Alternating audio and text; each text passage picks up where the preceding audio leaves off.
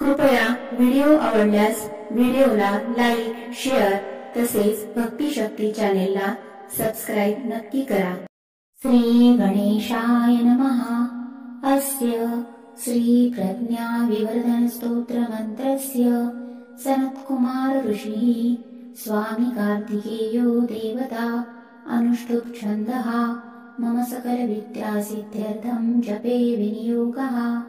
श्री स्कंद उवाच योगीश्वरो महासेन कार्तिकेयोऽग्निनन्दनः स्कन्दः कुमारसेनानी स्वामी शङ्करसम्भवः गाङ्गेयस्ताम्रचूडश्च ब्रह्मचारी शिखीध्वज तारकारी रुमापुत्र क्रौञ्चारीश्च षडानन शब्दब्रह्मस्वरूपश्च सिद्धसारस्वतो गुरु सनत्कुमारो भगवान् भोगमोक्षं पदप्रभु शरजन्मागणाधीश पूर्वजो मुक्तिमार्गकृत् सर्वागणप्रणेता च वाञ्छितार्थप्रदर्शन 28 नामानि मदीयानि च यः पठेत् प्रत्युष्यं श्रद्धया युक्तो मुको वाचस्पतिर्भवेत्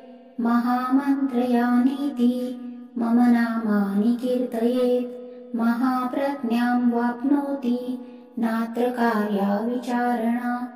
इति श्रीस्कन्दपुराणे कार्तिकेय महात्म्ये प्रज्ञाविवर्धनस्तोत्रं सम्पूर्णम्।